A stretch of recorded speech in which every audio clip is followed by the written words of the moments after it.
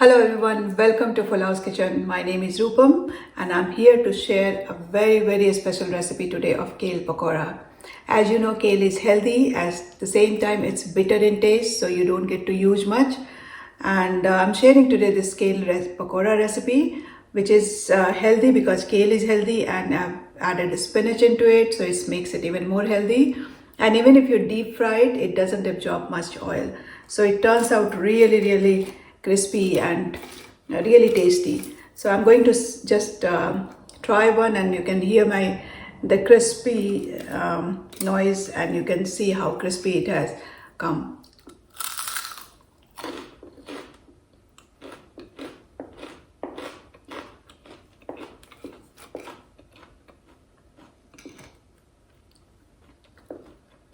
It turns out really nice and crispy. Do give it a try, and if you like it, give a thumbs up and share it with your friends and family. So let's start the recipe. So to make kale pakora, we need kale, and here I got handful of kale leaves. I washed it well, and it's already chopped, but I'm going to again roughly chop it. And into goes handful of baby spinach leaves. You can use regular leaves as well. So here I got handful of curly kale, and into goes handful of baby spinach leaves, again roughly chopped. And this will make enough pakora for around 6 to 8 people. It will make 35 to 40 pakoras easily.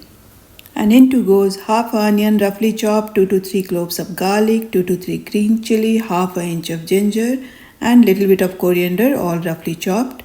And also I am adding here 1 medium size of potato, cut it into small cubes. Kale is bitter in taste, so onion will bring some sweetness, and potato gives a nice texture to the pakora. Now here I am adding 1 teaspoon of salt and just giving a good mix. And now we are going to add some besan or gram flour. So as I mentioned, we got 1 handful of kale, 1 handful of spinach, and into here I'm adding 1 cup of besan, and we're just going to give it a mix, dry mix, and cover and keep it for 10 minutes. After 10 minutes, we are going to add some spices. So here I'm adding half a teaspoon of turmeric powder, 1 teaspoon of coriander powder, and quarter teaspoon of carom seed or ajwain. Just take the ajwain, rub it between your palm and add it. It really gives a nice flavor and also helps in digestion. And for crispiness, here I'm adding 1 tablespoon of rice flour. So if you have it available, please do add it. It really brings the crispiness to the pakora, and it lasts long. So just now we are, with the help of some water, we are going to mix everything together.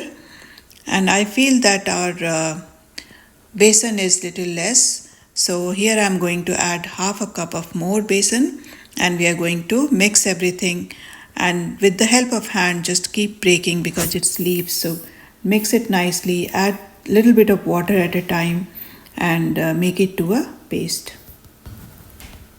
So it's all looking good. This is the kind of consistency we need.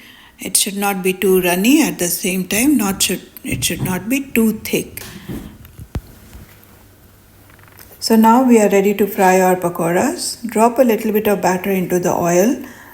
And if it doesn't stick in the bottom, then your oil is at the right temperature.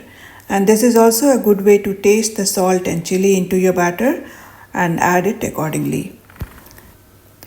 Now just keep on adding little bit of pakora batter into the oil, and let it cook on the medium flame. Keep turning now and then, and it roughly takes around 5 to 6 minutes for one batch of the pakoras to be fried.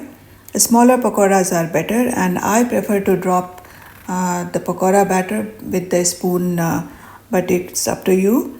These smaller pakoras are better, and it cooks well and it's more crispier. So I hope you are going to give it a try. This turns out really tasty, so do give it a try. And do like it if you like it. Thank you for watching.